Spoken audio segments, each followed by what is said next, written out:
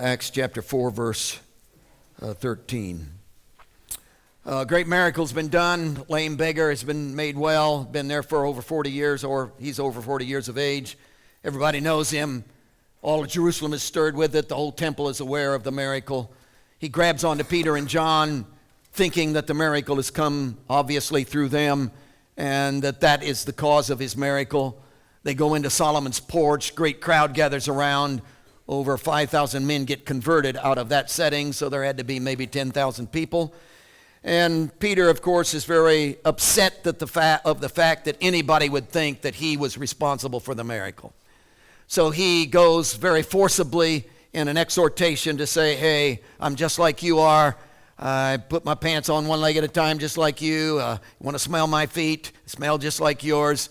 I'm not responsible for this, people. And he pointed everybody to Jesus. Leaders of Israel so upset about that, upset about the idea of Jesus and all that was going on in Jesus and the presentation of Jesus. They've grabbed a hold of him, taken him down to jail. Court has already been dismissed. Throw them in jail for that night and bring them out the next morning to the court. 70 of the most powerful men of Israel. You have no idea how strenuous, how much pressure they ought to have been under in this scene. They are standing in the middle of the most powerful men. Life and death is at stake. Everything in their lives is at stake, all on the decision of these guys. And as they stand there, they ask the question in verse 8, verse 7, by what power or by what name have you done this? And Peter, of course, launches into this, verse 8 down through verse 12, which is a clear, absolute, down-to-it presentation of the person of Jesus. In 5 verses, he mentions the name or refers to the name of Jesus 5 times in 5 verses. 2 other times, he mentions Jesus in terms of stone and cornerstone. So that's 7 distinct references to the person of Jesus in answer to the question, what is the power, or by what name have you done this? So you would come to the conclusion, this must be about Jesus. And it's that point this verse shows up. When they, the Sanhedrin, the 70 most powerful men of Israel, when they saw the boldness of Peter and John and perceived they were uneducated and untrained men, they marveled. And they realized, oh, brother, they've been with Jesus. They've been with Jesus. Let's have a prayer. In desperation, we are on our face before you, Jesus, knowing you're the only chance we've got. It's life and death. It's in or out. It's survive or destroy. You're the only chance we've got. There is no salvation in any other, and there is no other name under heaven given among men by which we can possibly be saved. And Lord, we've exhausted ourselves in attempting all of this stuff on our own. We've attempted life, we've attempted answers, we've attempted solutions, we've attempted church programs, but you moved upon us last night in our service. You gave us a powerful touch of your Spirit. And we are praying this morning that you would continue that move, that intervention, that revelation, that clarification of your face. You would continue that in our midst today. And whatever that does to us and however that shapes out, we will be pleased and honored. And we do not come to you today to dictate what you say to us or how you say it to us. We only fall at your feet and say, we are listening. Speak to us today. In Jesus' name I pray. Amen. Matthew's gospel is really a little strange when you get into it. And he's not writing a chronological order of the life of Jesus. He's not writing a daily diary of the kind of things that Jesus did. That's not in his purpose. He's writing specifically to Jews for the single purpose of converting them. He wants them to believe in the Messiah. And he frames the whole thing in the Jewish context, of course, because he's writing to Jews. So he messes up the chronological order, puts one thing before another when it wasn't that way, and he uses things, events, because that's not his purpose, and it's all right for him to do that, and he flows it to a distinct point. One of the things that you deal with when you come to the book of Matthew is you have a very difficult time, in all the Gospels actually, of outlining, systematically putting in order the resurrection appearances of Jesus, for instance. Because it's just difficult to do. And especially when you come to Matthew. Matthew just ignores all the resurrection appearances of Jesus. The ones that John give, the ones that Luke give, he just ignores them. And he does his own thing. What he has, and it isn't that he's contradicting what the others did, it isn't that at all, it's just that he's writing with a distinct purpose and he handpicks what he uses. The way he has it is, this angel comes down and shakes the ground in a great earthquake and just grabs a hold of the stone and flips that thing aside and opens up the tomb. And you realize he didn't open up the tomb to let Jesus out. He opened up the tomb to let us in because Jesus was already gone, probably for hours. Had already raised from the dead and just gone. So he opened up the tomb for us. And, of course, the soldiers are scared to death and pass out with fright. And as they're passed out, the ladies are there, 2 ladies who had come to anoint the body. And as they came to anoint the body, the angel says, hey, go in and take a look. He's not here. And they go in and look and see that the body indeed is gone. And they run out, and the angel says to them, you go tell his disciples, I want to see him in Galilee. And so they're running with everything they've got, and as they run headlong into the resurrected Jesus himself. And they are the first ones in Matthew's gospel to get the resurrection appearance of Jesus. They're the first ones to experience it. So Jesus turns to them and says, hey, now go to Galilee and tell the boys, I want to see them there. I'm looking for that time. And so this idea of going to Galilee, which you realize was 80 to 100 miles away, and then on top of that, they were going to have to come back because Jesus told them, go back and be in Jerusalem for Pentecost. So they go, they come back. What's the deal here? Hey, I don't know how to put all that together for you. Don't have to. Matthew says, hey, comes to the disciples, go to Galilee, want to see you there for the appointed time that I made with you before I was crucified. So this is the only prearranged resurrection appearance of Jesus, which is really significant. So, hey, they go tell the guys, and the guys, hey, go to Galilee. And when they get to Galilee, here is this resurrected Jesus. They're waiting at the base of the mountain for him. Probably about Tuesday at 4 o'clock. So they're waiting at the base of the mountain. And while they're waiting there, they look over and see him. Some doubt, but hey, he draws closer and convinces them. It is Jesus. Wow, this is the resurrected Lord. And he has this confrontation with them that we call the Great Commission. And this is the crowning moment. This is the finality. This is the conclusion of the book of Matthew.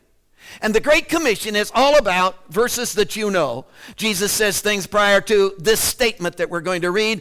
All power has been given to me both in heaven and on earth. So everything has been given to him. He has it all. And as the Father has laid this whole thing in his hand, he turns to his disciples and say, because I've been empowered, I'm going to empower you.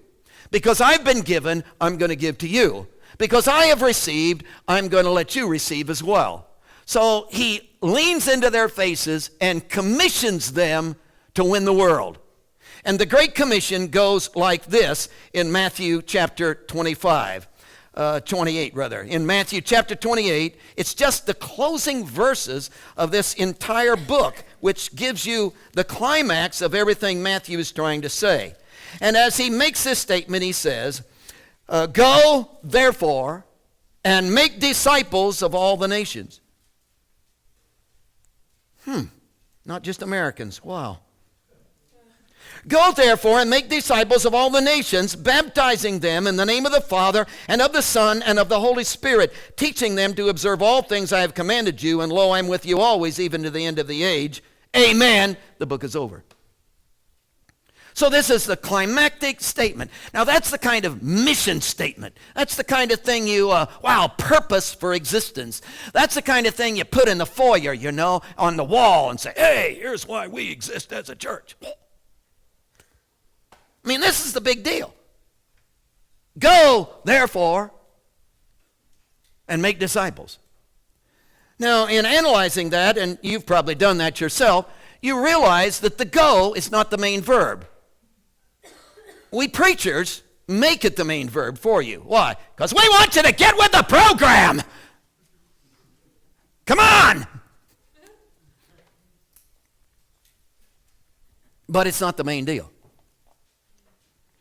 The main deal is make disciples. See, he didn't say go and get people converted, although if you're going to make disciples, they got to be converted. But that isn't the emphasis. He didn't say go and have altar calls, although we would assume if you're going to be a disciple that you probably have knelt before the Christ and repented and given your life to him. If you're going to be a disciple, I'm really getting forceful on this. If you're going to be a disciple, see, this disciple thing is really the big deal. Make disciples. So the emphasis is not on the go. The emphasis is on making disciples. In fact, the go thing is like assumed. It's assumed you're going to go. See, nobody has to tell you, breathe, breathe, breathe. No, we are assuming you're breathing. I mean, you're not on the floor, so we assume you're breathing.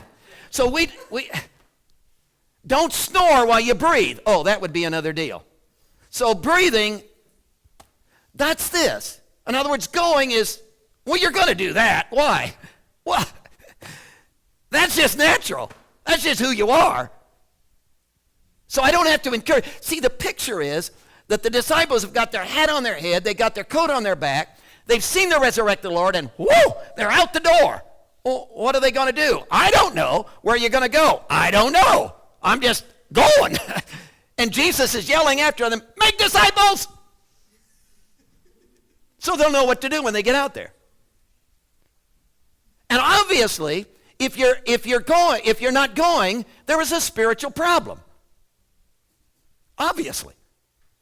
Because the emphasis is not on going, the emphasis is on, oh, we know you're going to go. So if we have to have motivational seminars, if we have to get together on Sunday morning and pump you up, if we have to crack the whip and say, we're having a friends day, so bring your friends. We're having a contest and the one who brings the most gets a motorcycle, which Bubba used to own. No, he's not donating it. Okay, so, see, if we have to do that, then obviously there's a problem. A spiritual problem, and we don't need motivational seminars. We need revival. We need a movement of the Spirit of God. We need something to happen and within the human heart that changes us into what we're supposed to be, which is the natural going. That's the passage. Well, when I go, what am I supposed to do out there? Make disciples. Now, here's the interesting thing about that.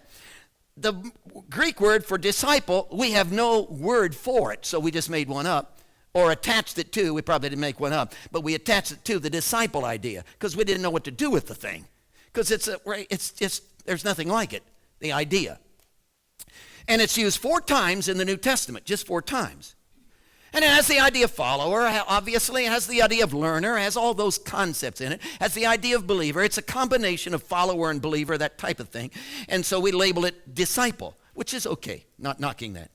What I want to tell you is that it's used 4 times in the New Testament. 3 of those times, not this one, but 3 of the other times, not this one, but 3 other times, it is translated be or become. Be or become a disciple.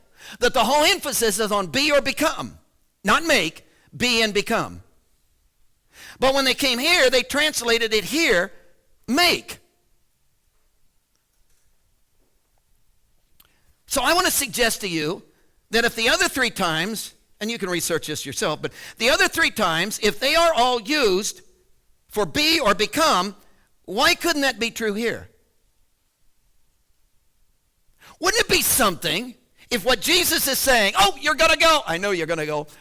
Well, where are you going and what you going to be when you get out there? Well, be a disciple. And guess what? When you are a disciple, you make disciples.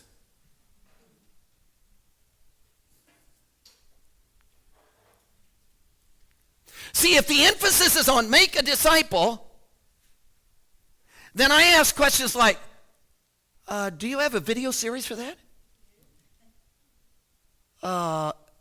Is it a weekend? Do I get a badge when I get done? Oh, a plaque to put on my wall. I am a disciple. What do I do? I have to memorize something? How many chapters do I have to read? Have you got a book on it? See, making disciples is that kind of thing. But that isn't what this is. Jesus isn't saying, hey, here's a training program for making disciples. What he's saying is, I want you to go out there and just be a disciple, man. Just be a disciple. And if you'll just be one, guess what? You'll look around and say, well, why are you doing that? Well, I was watching you, and that's what you do. And because you're being this, I've decided to be this too, because something in you has drawn me into that. And because what you are being is what I'm going to be.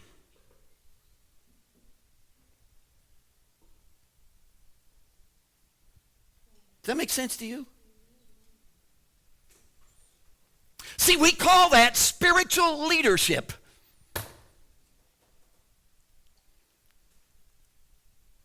And everybody has that in their life one way or the other. In other words, you are influencing. Isn't it a scary thought to think your kids are going to grow up just like you?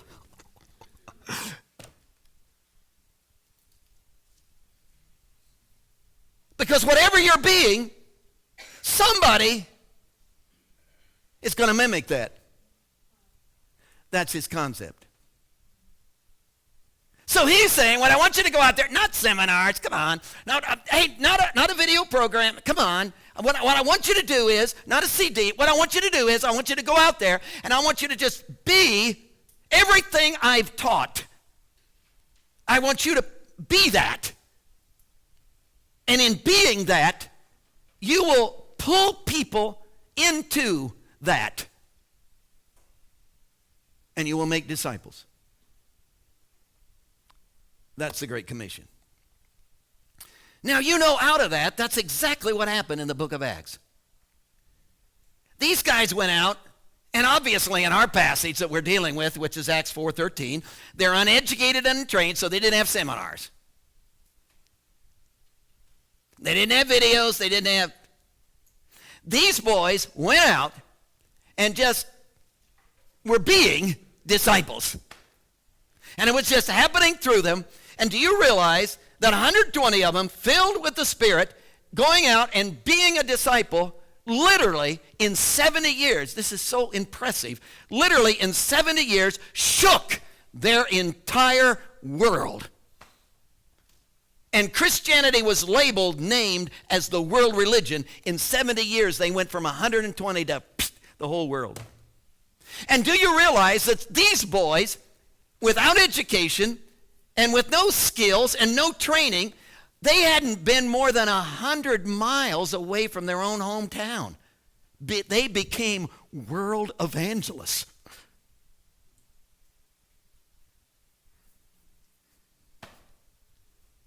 Now, what happened was, in Jerusalem, it was a concentrated church. Because all the converts, the ones we're dealing with here, the ones that were one at Pentecost were Jews in Jerusalem. The ones that were one at Solomon's Porch, another 5,000, were Jews in Jerusalem. See, they were all, well, they may have been some exiles as well, but you had this Jewish cluster right in Jerusalem. So the whole Christian church was right here in Jerusalem within these walls. And God said, well, I think I'll take care of that. And you know how he did it? Persecution. Wouldn't it be interesting if the persecution, suffering that you may think you're experiencing in your life is really the divine hand of God to move you out to where you ought to be?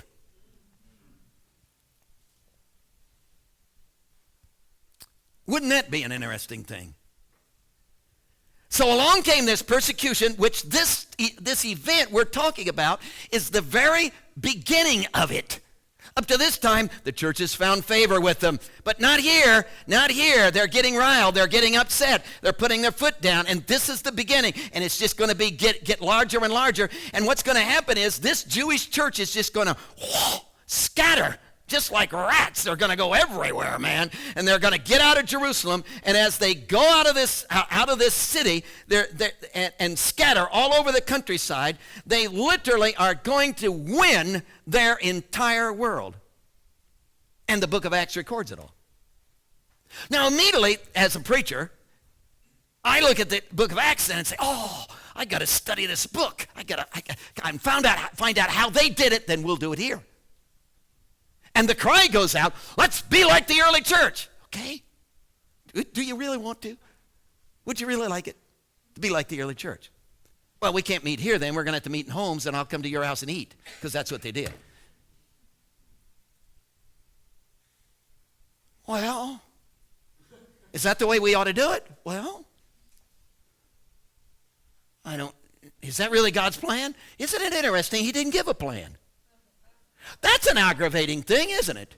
You would think Jesus would have said to the disciples, hey, go into all the nations and make disciples and baptize them, and here's the way I want you to do it. 1, 2, 3, 4, had a whole manual.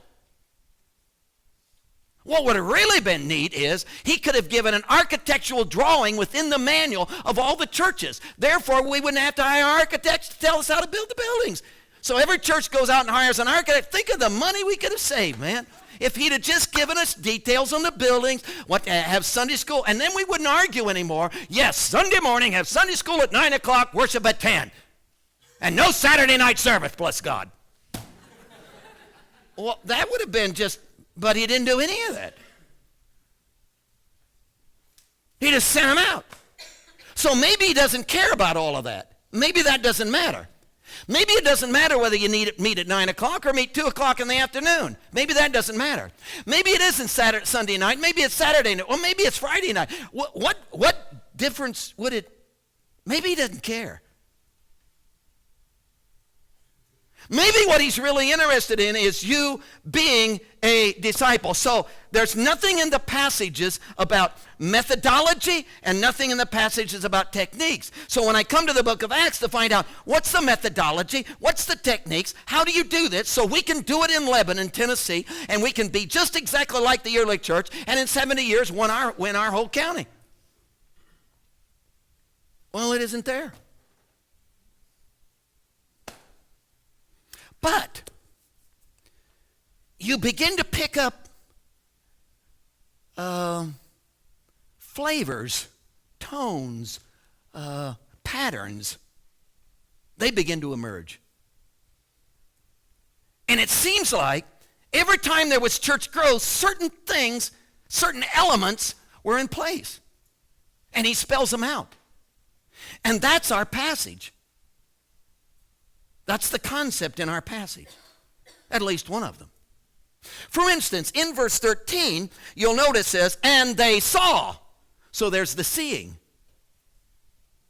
Now realize we got two apostles who are being disciples right in front of their very eyes, and we got this Sanhedrin in a U-shaped, a horseshoe-shaped group who are staring at these apostles and who are just letting them speak in their own behalf. And the first thing that happened is they saw. There's the seeing. Then you'll note it says, and perceived they were uneducated and unlearned. There's the seizing. Oh, then they marveled. There's the surprise. And then they realized. There's the sensing. So you got four dynamics. Now you can label these anything you want to. I just did it with S's so I could remember it.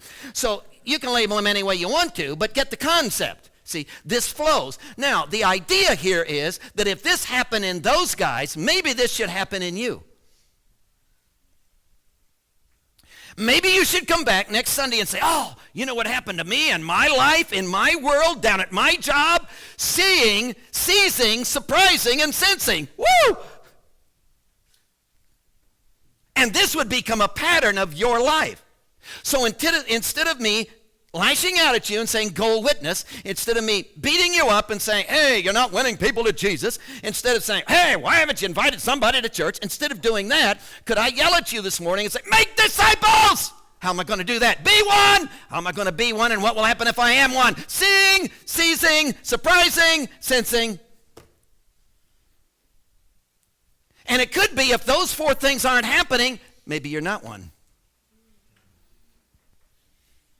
That begins to establish the pattern.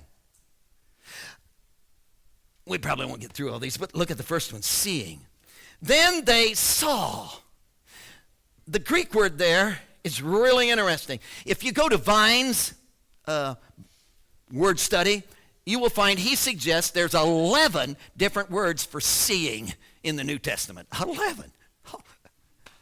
11 different words that you can translate seeing.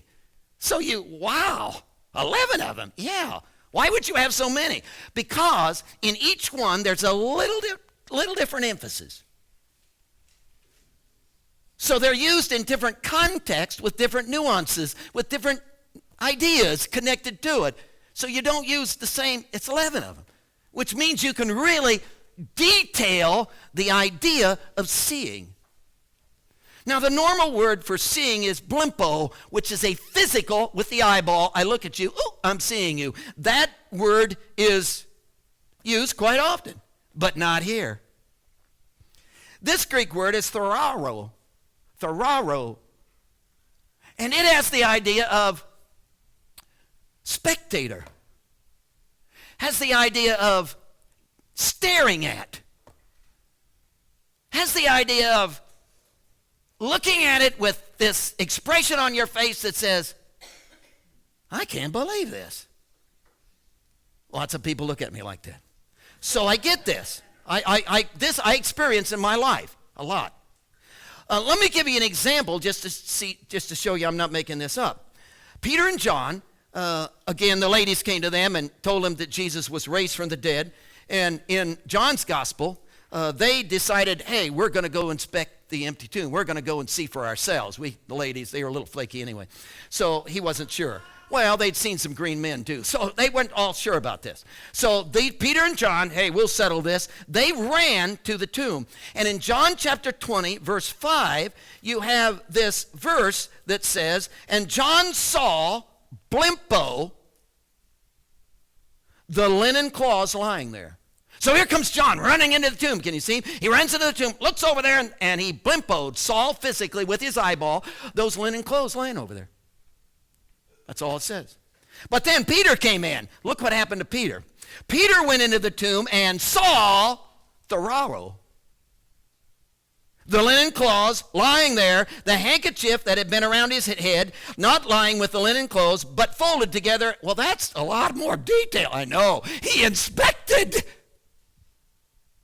So he couldn't use the word blimpo, just saw, because Peter didn't just see. Peter went over and looked and gazed and spectated and got involved and investigated.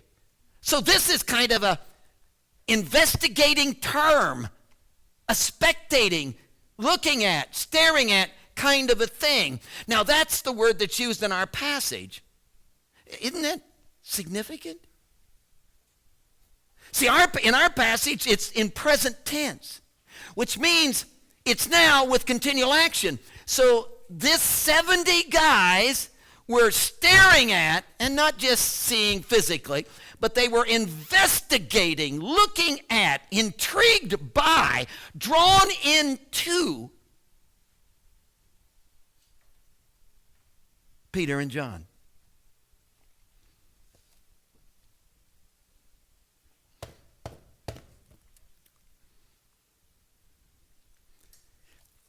The early church, again, was a Jerusalem thing. Then the persecution came, scattered like rats. They went all over the world. And the interesting thing about those boys is, the early Christians coming out of Jerusalem, they didn't know anything about clergy and laity. And I'm not blaming you for that. I'm blaming us, preachers. Because we have a need to feel spatial. So we built this thing where I'm clergy called of God. Excuse me. Called of God. And you're just layman. Couldn't hack it, could you? Some of us got it, some of us don't, you know. Some of us are in, some of us aren't. Some of us have a hotline to heaven. Probably you don't, but come to me. And we've built this.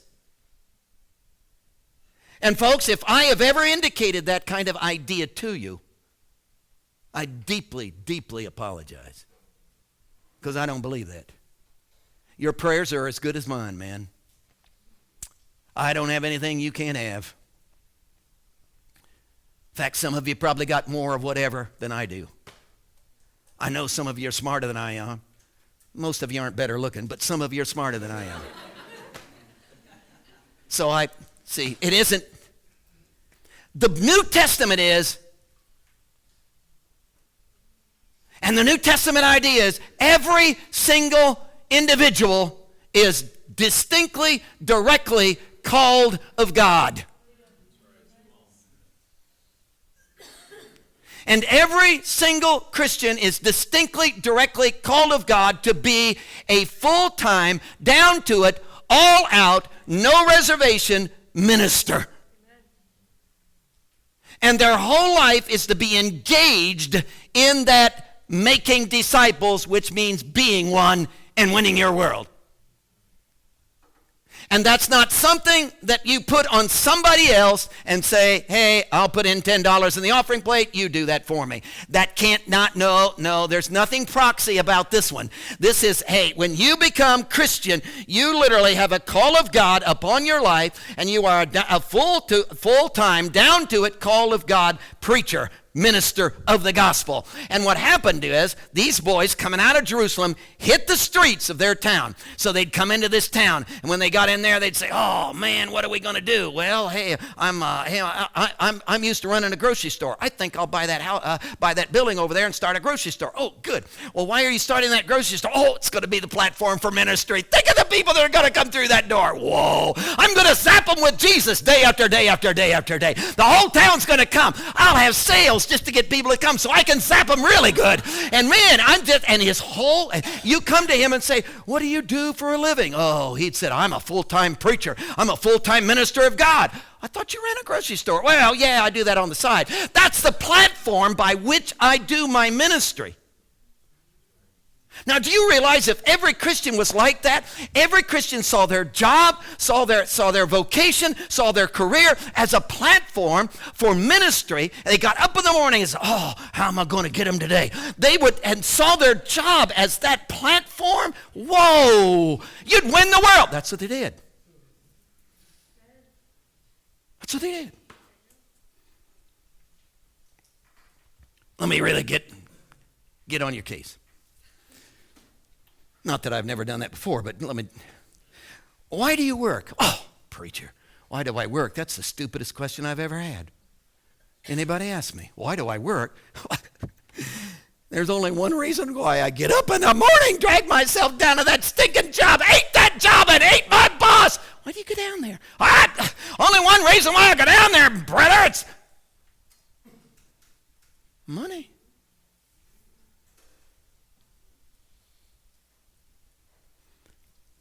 You didn't know this, but on the side, I've been playing the lottery. And if I win, I'm quitting the job. Whoa. So you work for money. Do you realize how sick that is? That's really sick that you would work for money. Well, what else would I work for? Oh, you're not getting this. See, you are called of God, placed in a vocation, placed in a workforce. Hey, you rub shoulders with people I never will see. They'll never come in this building. And you're a pastor to a whole workforce that you work side by side, day after day after day after day. And you are a disciple that's literally sucking people in, and they are looking at, see, we're putting you on display so they can investigate you. So we're tapping you on the shoulder and say, oh, we're assigning you down at the grocery store. We're tapping, oh, we're assigning you over to the restaurant. We're tapping, oh, we're assigning you to that. You're assigning you to that. And we're sending people out of this place and assigning them to their workforce so that we can just display you all over town. And people are going, whoa, and they're going to investigate you.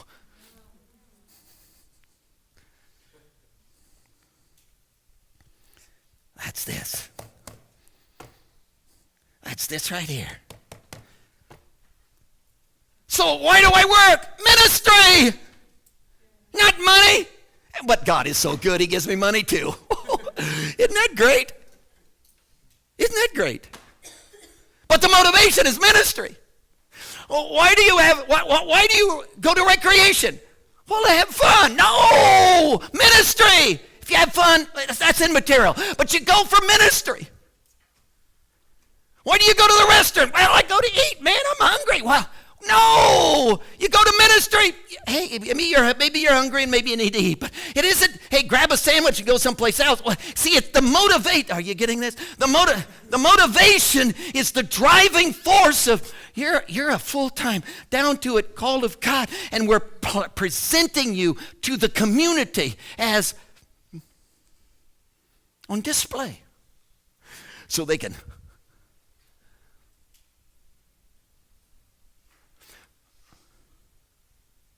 What are they seeing?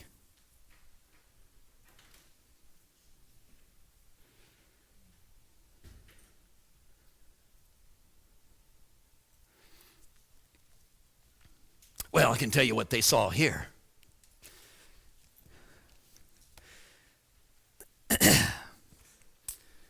Look at the rest of the verse 13.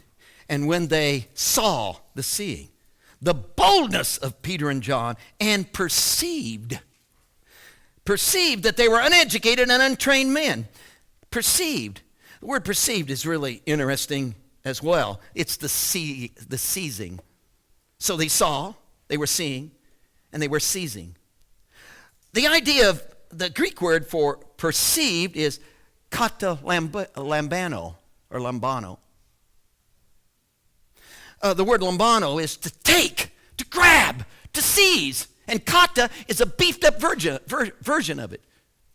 So you got this strengthened idea of reaching out and grabbing. Now, they didn't reach out and grab the disciples. They'd already done that. That's why they were standing there. They had captured them. We got that. But we're talking about the spiritual seeing thing here. See, they inspected them, they saw them, they were spectators watching, staring at them, analyzing them, and as they were drawn in to analyze them, they reached out and seized what was going on in them.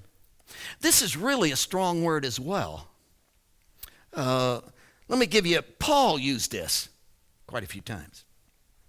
For instance, in Ephesians chapter 3, verse 17, Paul said, and these are verses you know, that Christ may dwell in your hearts through faith, that you being rooted and grounded in love may be able to comprehend.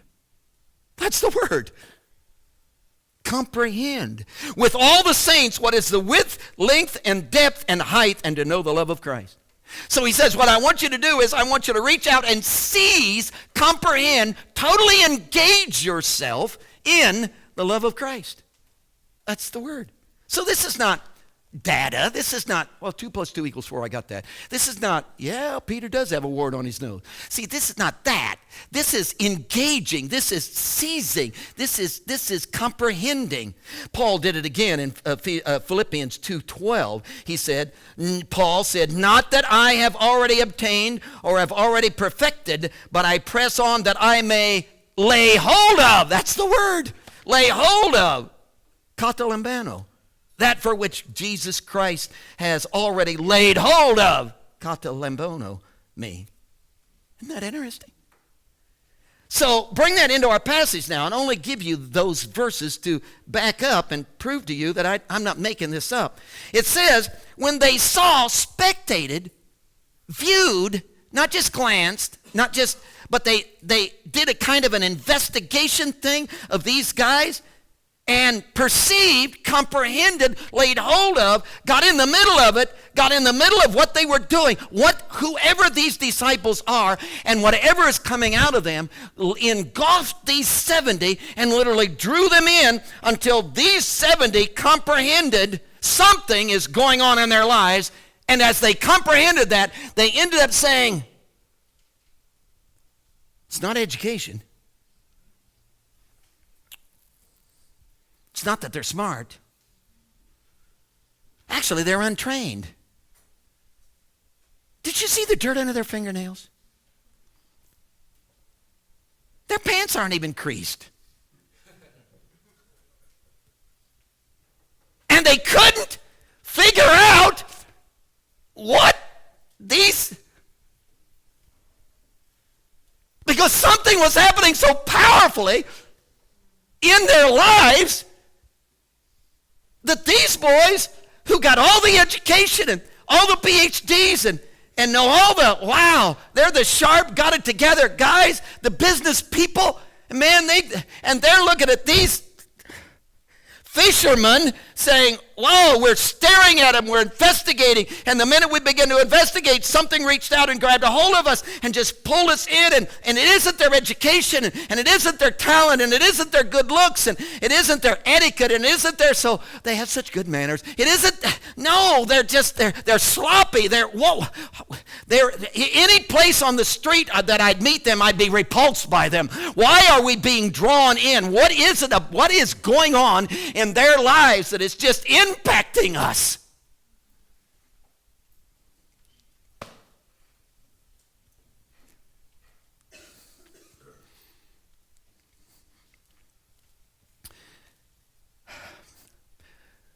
Hey, I don't want to confuse you, but wouldn't it be interesting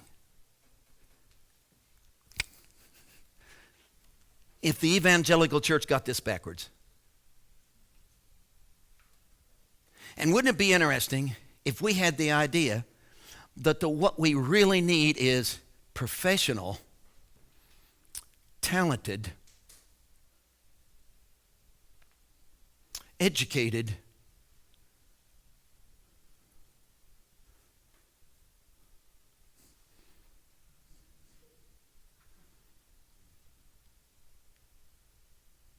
and do you know how contrary that, we're not against education, obviously.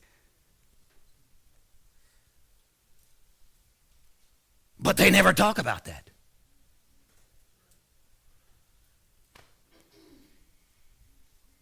See, if you think that what we really need at Cross Style Church is a young pastor who's the teenagers adore, the older folks go ape over him, and the kids love him, and he's had 40 years of experience and he's only 30. See, if that's who's talented in singing and talented in, wouldn't it be interesting if that's not the answer? That the answer is not found. But see, we in the evangelical church, we pound that. See, if we just had better music, if we just had some if we could get some of those country singer stars to come to our church and sing in our... Really? See, maybe this is not about talent. Well, and you've used that. Well, I'm not, and I don't have talent, and I don't.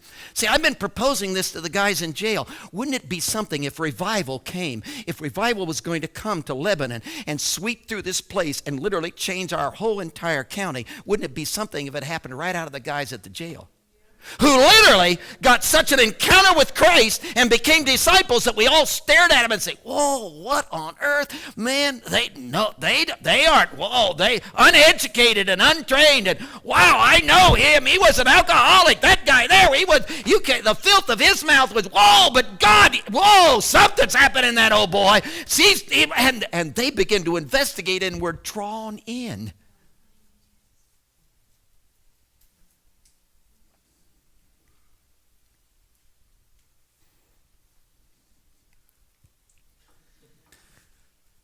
And folks, I'm on my knees for that.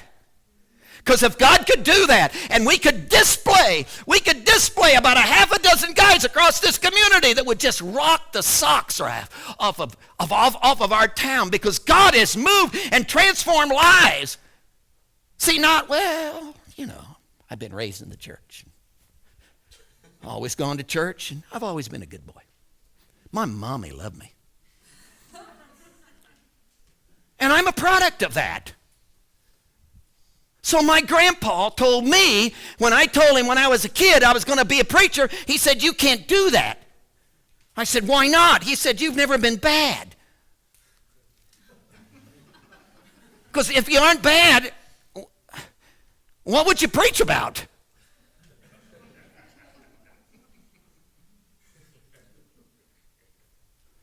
And there's answers for all of that, but we won't get into that. But what I'm saying is, wouldn't it be something if God would we're displaying you. Hey, we're sending you out, and we want you to go over, and hey, all week long, I want you to go down to, where do you work? I want you to go down there, I want you to go over there, and I want you to go over there, and we're going to display you, and people are going to just,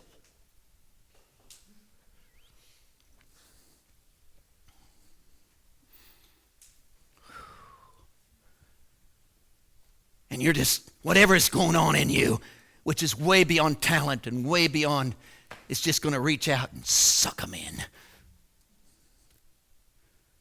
And obviously, according to the passage in verse 13, they were surprised, marveled, astonished. It's the idea of thamazo is the Greek word. Bewildered, it's used sometimes. Fears, joyful, reverence.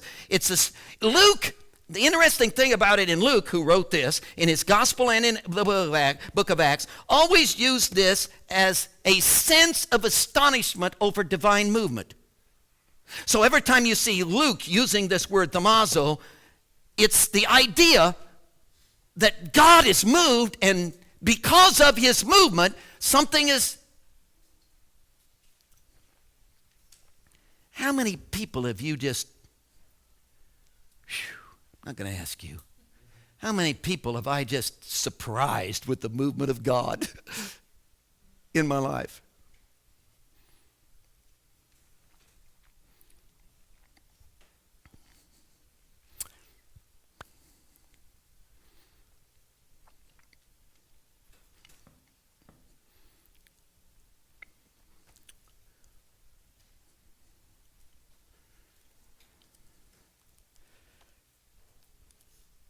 I don't want to surprise people with my joke telling.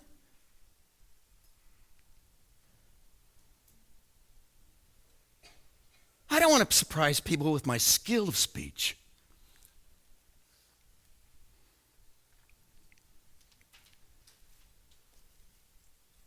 I want people to go away saying, "I don't know who preached this morning, but whoa."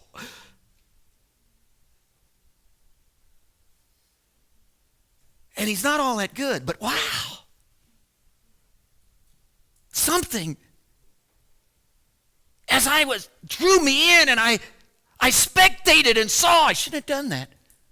But I spectated and saw, and it drew me in, and somehow I got, and then before I knew it, and it surprised me because it wasn't their talent, it wasn't the singing, and it wasn't there was somehow, I think, they'd been with Jesus, maybe.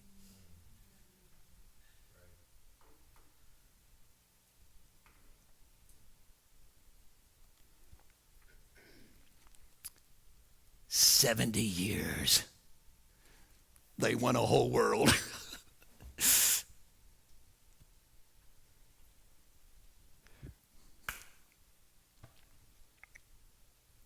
So, folks, if you have talent, we'll probably discount you. Yeah, we probably won't depend on you a lot, because you'll depend on your talent instead of him, and that'll kill the whole thing. See, what we're looking for is the guy who doesn't have any talent, who hasn't got any education, who doesn't know what he's doing. We're looking for talented people too. We're looking for anybody who'll just go all out for Jesus. and just be his. And just go out and be a disciple. Just hang out for one purpose. I'm going to display myself. Come on, watch.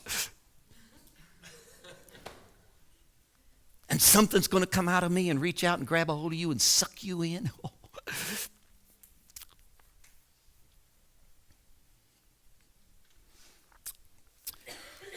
I can't manufacture this, Jesus. I won't learn this in a book.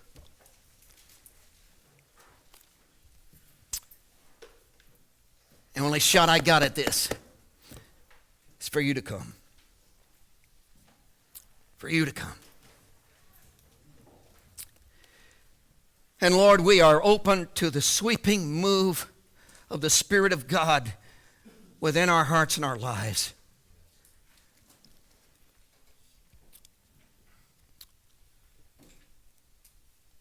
And God, we don't have a mission program.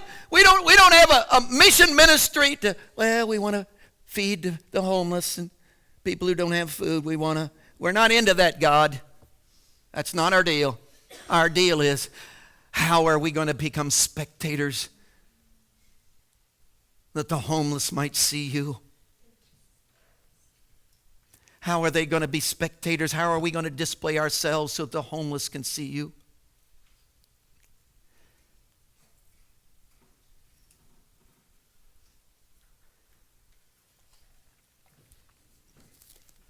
And oh God, could you take me down to the job? Could you take me down to Lowe's? Could you take me over to the jail? Could you take me down to Cracker Barrel? Could you just...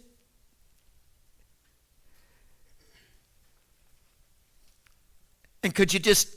Am I the kind of guy you could just display? You could just put me in the show window. And you just go out and nudge people and cause them to look my way. And before they got done, they'd be drawn in and they'd see Jesus. So whatever you need to do in me today,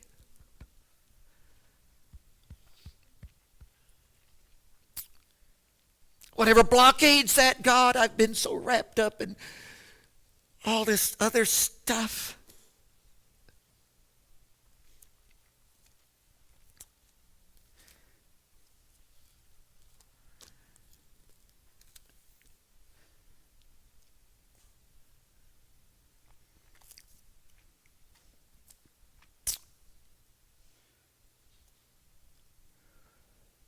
I've been impressed with my own talent, wrapped up in my own knowledge,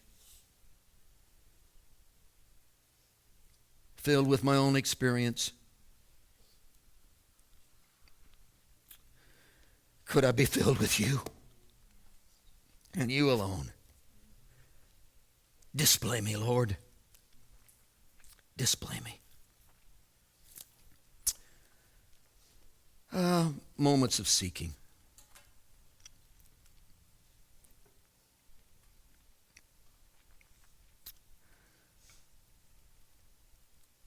Moments of seeking.